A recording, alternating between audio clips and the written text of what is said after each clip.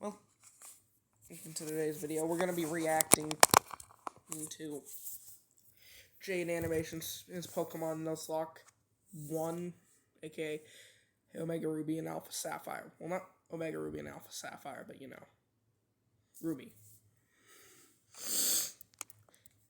In a later video, we'll do Platinum. I may have already seen these videos before, but this is for clout. Well, not clout. Would it be clout? Would it be clout? Whatever. I'm doing this for content, and just ignore the ads.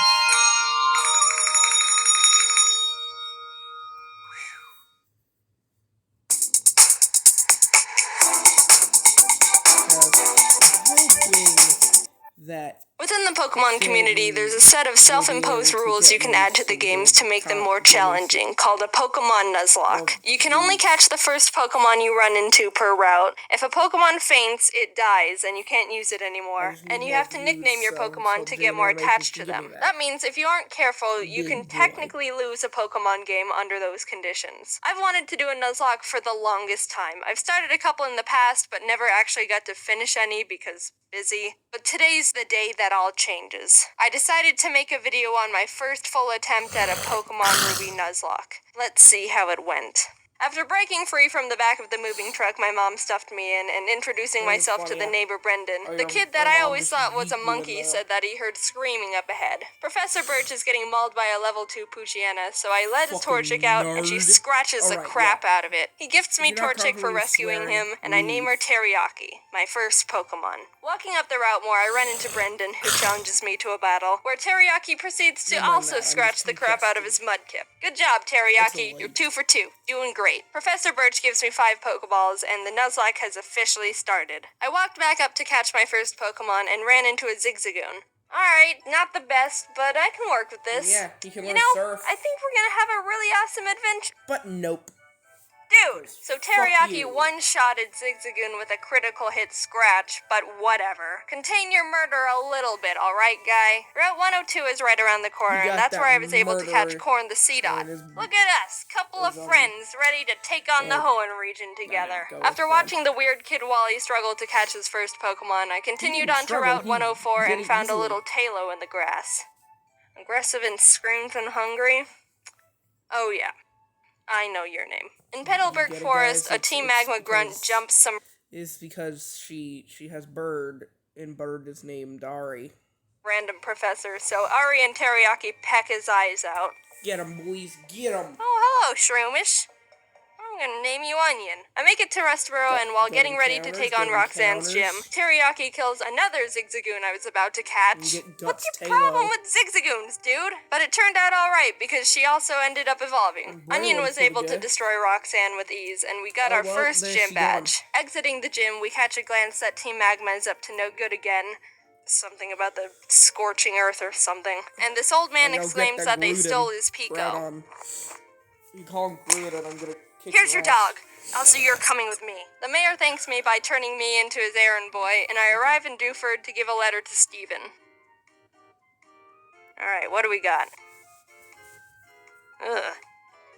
And after the worst encounter of this whole Chomps. After finding Stephen, it was time to take on Brawly, the next gym leader. Ari's a stone-cold killer, and easily earned MVP in that fight. Things were going well. 2 badges in, and the team is looking good. On my way to the next city, I caught a tentacle on the beach. Squidward. And after beating Team Magma and Brendan again in Slateport, it was time again to get ready for the gym battle with Watson. But as I was fighting some trainers, Chomps the Mawile got electrocuted a bit too hard and was killed. Bitch. Jaden, let's battle. I want to show you how strong I am. Grovile's the only one that of the Hoenn starters that doesn't have a secondary Ari, this is an electric gym. You're not allowed to fight in here, after evolution, and you can just wait outside. Become firefighting. And while battling the gym trainers, Onion evolved into Breloom, and together with Teriyaki, they were able to get another victory. Now we were riding high. 3 gym badges in, and no main casualties. With our massive confidence, we decided to take on the Windstraight family's challenge of beating all their family members. I had Squidward out front to get him some experience, but we ran into some troubles with Grandma. Oh god, it's gonna do a high jump kick. We can take him out, but I need a clean switch first. Get the chonkala. Goodbye. So I had to sacrifice Hushchild the Whismer, but honestly that was the safest move to ensure no one else died. Goodbye, Hushchild. You might be missed. While we were heading to Fall Arbor, fighting some trainers, Ari evolved. Oh, look at my big bird. Oh, look at you. We were almost to town, but we had to get through the sooty grass on 113. Nope. Only pain. Oh, jeez. Alright, Barf, get in there with the rest of them. I walked into me. She could be using that Numal. She does. Well, actually, her starter was Torchic, so. Deer Falls to see Team Aqua and Team Magma arguing about water and rocks. Viable answer if Torchic somehow dies, but you know. So get over here. They kept complaining, and I had to go up the volcano they were blocking to fight Maxie, the Team Magma leader. That was a hard fight. Onion and Teriyaki were able to take out his Mightyena and Camerupt, but his Golbat hit hard. I ended up having to switch in Ari and double team up to win the battle. Not the most honorable of strategies, but it worked and we're moving on. On the way down the volcano, I ran into a Machop. Oh, hello there, Chad. What? You're a female? Did I stutter? We arrived in Lava Ridge Town and started getting through Flannery's gym. During that time, Squidward was almost killed by a Fury swiping Kecleon. Oh my gosh, that does a lot of damage. Stop! But when it came time to battle, he pulled his weight and more. Honestly, with the team, there wasn't much I could have done to Flannery's fire Pokemon, but Squidward came in clutch by learning Bubble Beam, and it was all over for her. Badge 4, under our belt. Brendan met up with us outside the gym to give us goggles so we could walk in the sandstorms. I found a claw fossil, and Anorith was born. I didn't know what to name it, so my friend named him Gary. Now it was time for the 5th gym. After some training, Chad evolved into Machoke, and the team was leveled up. I started the battle with Ari, and after realizing I was in trouble... You're in a lot of trouble, yeah. Yeah, that doesn't do a lot of damage. And that does a lot. I managed to squeak by with more double teams. Ari was barely able to take out the first slacking, so when the second, stronger one came out, I knew I had to use a different strategy. I brought out Onion to leech seed it and try and get more chip damage in, which worked, but he was also killed by Slacking's Facade, which I thought he could take. Chad was able to finish off the rest of the fight, but that was the first death that actually hurt. I'm not crying. Someone's just chopping onions in here.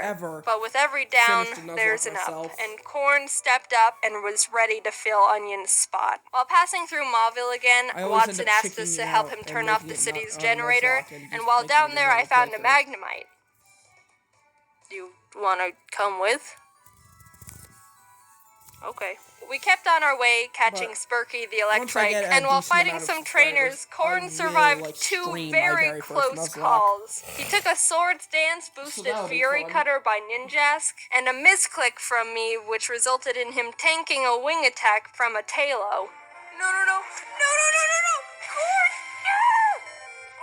Oh. Dude, Korn, I'm so sorry. You're such a trooper. Good news is Squidward evolved while training, so that's neat. We arrived in Fortree City, and this was a gym I was really nervous about. Not only did we not have a good team to take on a flying-type gym, but Winona's Altaria is notorious for sweeping teams if she sets up too many dragon dances. I went to the grass to train up the team, and the worst happened. Korn was killed by pin missile from a zigzag. That is why you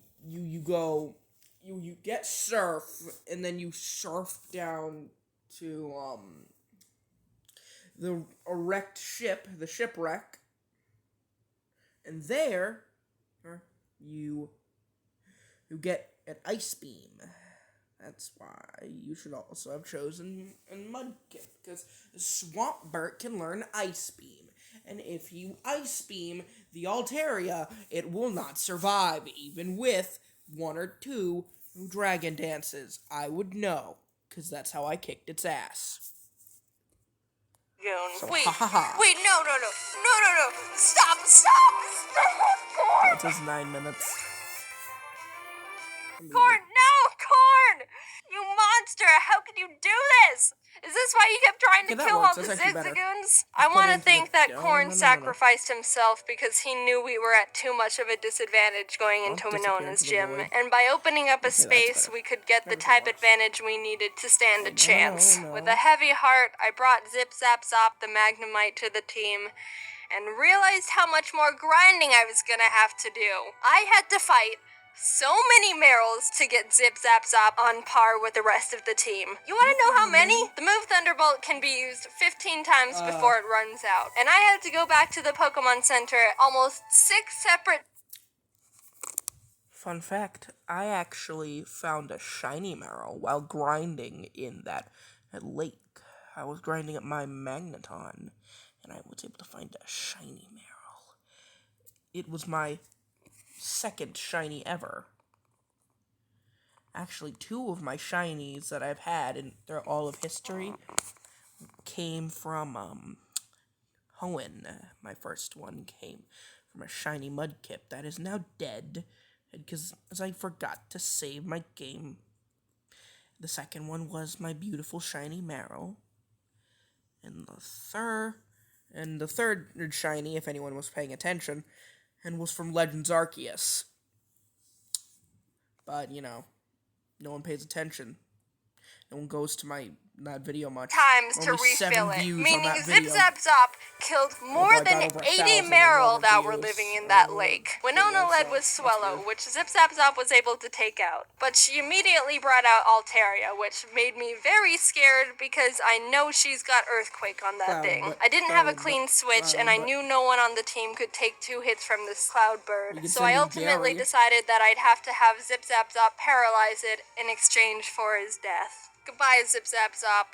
You weren't here for long, but your efforts will not be in vain. Nope. A low-income apartment building tied to Senator Raphael No, Warnock mate. filing eviction notices I don't against care. residents. Court I'm just gonna be Oh bulky. my god! Somehow Zip Zap Zop lived the earthquake on 2 HP like a mad lad.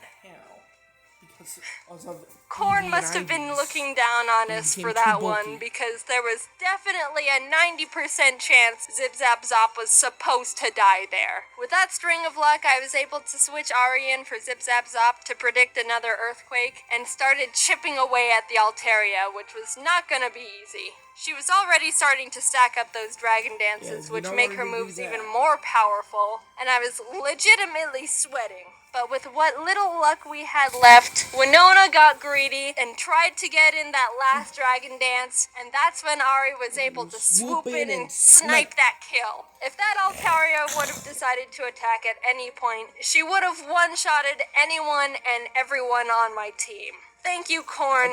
You shined your photosynthesis onto us. From there, I was able to heal up Zip Zap Zop and sweep the rest of her team. The 6th gym badge was ours.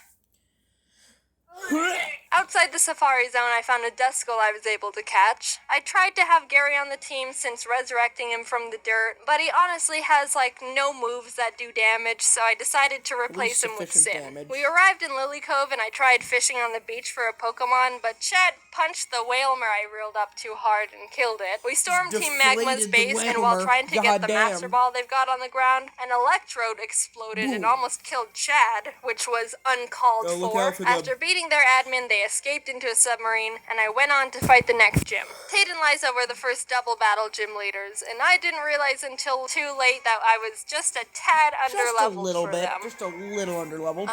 They don't have any more than 2 Pokemon, so You're just I think we should be okay.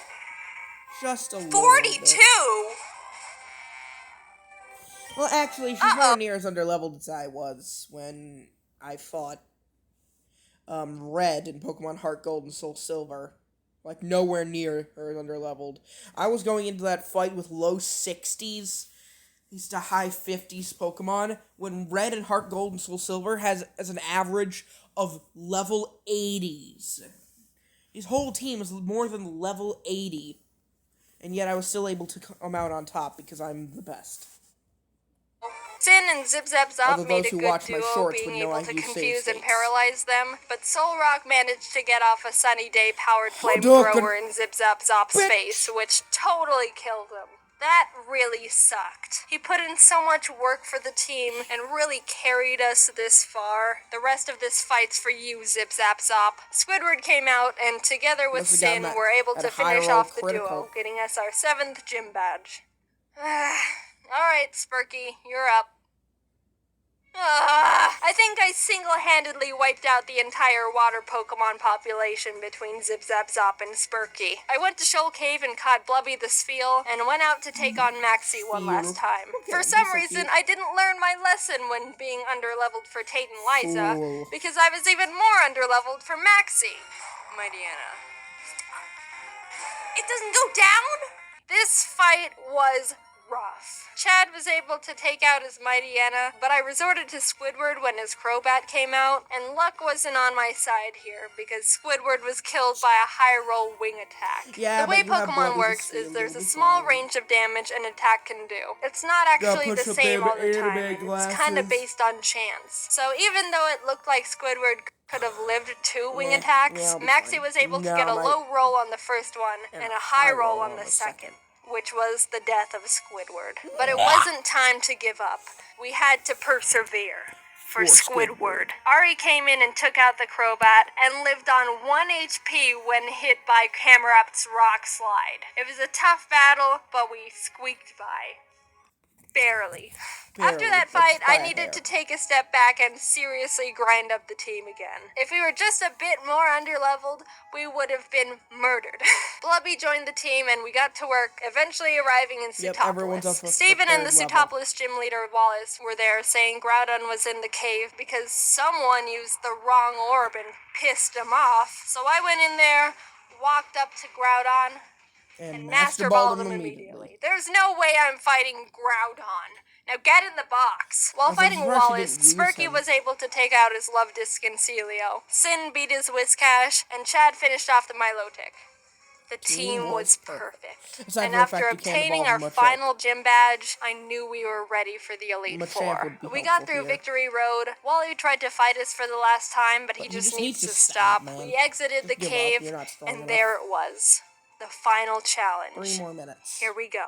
Sydney was up first, and honestly, he wasn't a challenge at all. Chad and shouldn't be. Teriyaki were able to take care of his team with ease. Broke Phoebe the wasn't shell, oh difficult either, God. with Sin and Blubby being MVPs. Glacio was Ooh. a bit tougher. Teriyaki was able to take out her Glalie, and Spurky could handle her Celios, but her Walrein was the big problem. Walreins are thick, Hello, can tank a little lot of boy. hits, and can do a lot of damage. I would know Hadouken.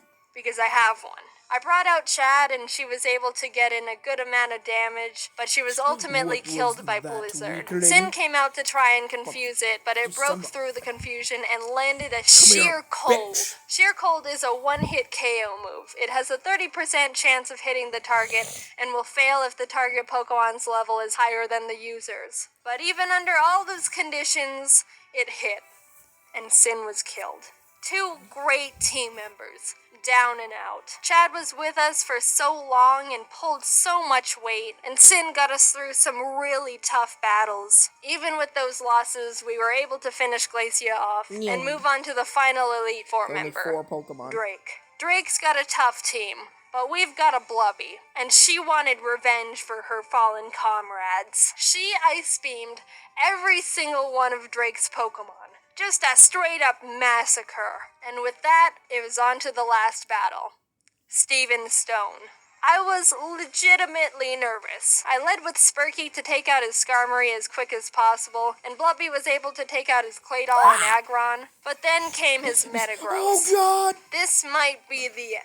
Metagross is Steven's strongest Pokemon, Well, so that's I fine. needed to hinder it He's as so- much as I he's could so before it big. started doing serious damage. I You knew know, I his did get Metagross the had Earthquake, event which would Steven Stone's definitely shiny take out Metagross. most of my team, so I had to have Spurky Kamikaze to get a paralysis off. And Blubby Spurky's came dead. out again, and after a lot of hard I got work, that shiny finally Metagross beat from the Alpha Metagross by Sapphire. spamming Surf. Teriyaki was able to finish his Cradily, and his final Pokemon was Armaldo. Gary's final revenge for getting booted from the team. I brought out Blobby because Teriyaki was pretty weakened, and after realizing she gets two-shotted by him, I knew she was gonna have to die. So with a heavy heart, Blobby pulled off her last surf, getting Armaldo in the red, and was killed. Teriyaki, the Pokemon who's been with us from the start, who's seen her friends die in front of her, the OG, refused to let any more murder happen. Onion, Corn, Zip Zap Zop, Squidward, Chad, Sin, Spurky, Blubby, their zeros and ones won't go down in vain. One good kick to the head, and we did it. We completed the Pokemon Ruby Nuzlocke. Teriyaki and Ari were the only survivors, but the whole team put in a lot of work to get us to number 1. A cheers to the true Mad Lads.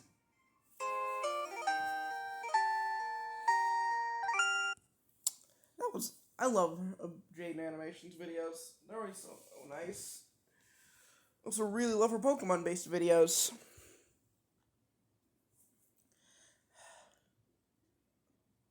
That was nice. So, later, I'll probably watch her Platinum Nuzlocke, because the Platinum Nuzlocke's probably is a little bit better than this one. That's just because her animation gets just better and better. And endlessly better. Let's hope it'll take less time to upload this video, since it took forever for the last one. It took like a month, my man. And so, well, see you later, and I'll talk to you tomorrow.